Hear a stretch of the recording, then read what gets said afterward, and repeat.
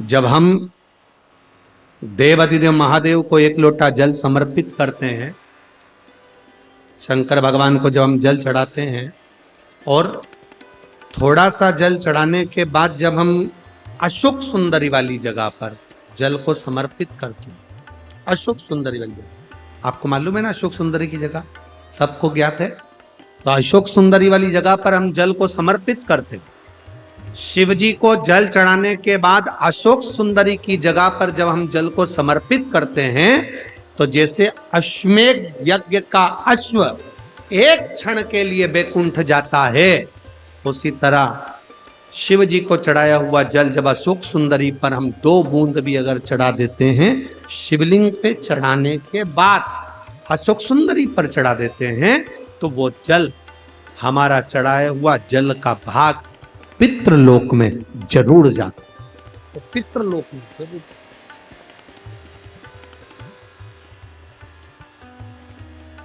यह अशोक सुंदरी का जो जल है इसका बड़ा महत्व। अश्वमेध यज्ञ का अश्व एक क्षण के लिए बैकुंठ जाता है।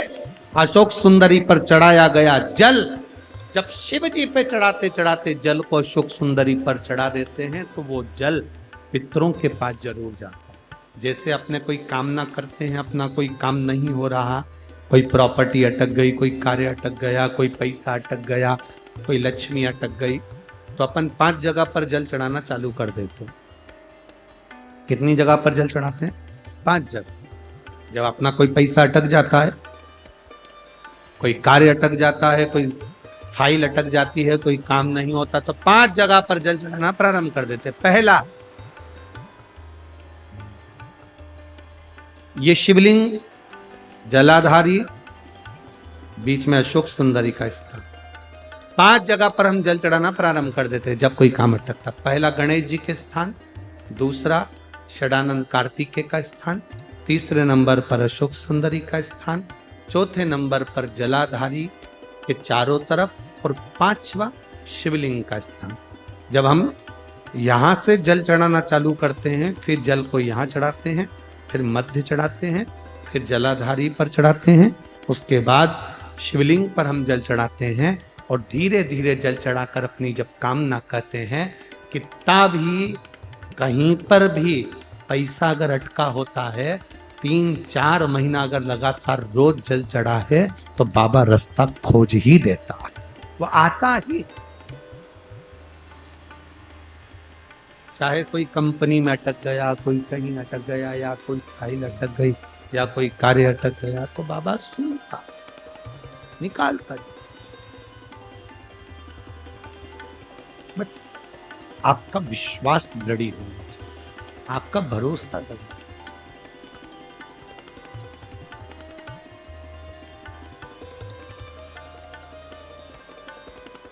शास्त्र कर, शिव कथा, शरीर में जब बुखार बढ़ा, ताप बढ़ा,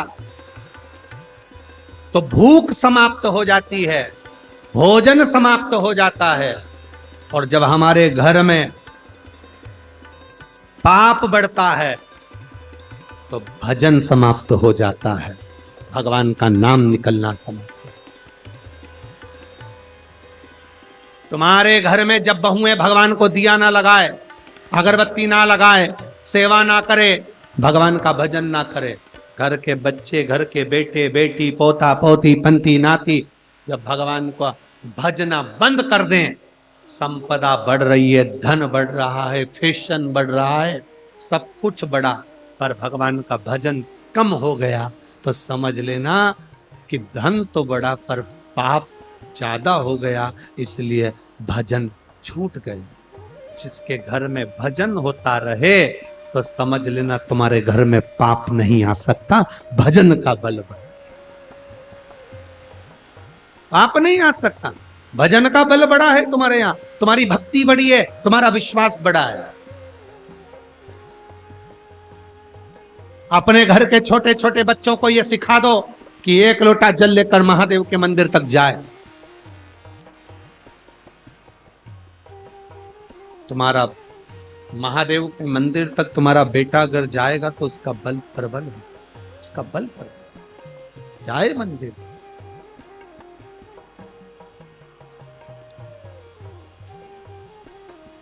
उसके भरोसे छोड़। एक माँ ने जैसे कहा ना कि मेरे बेटे के कान में गठान हो गई, डॉक्टर कह रहा है कि गलत हो सकती है, जांच होगी।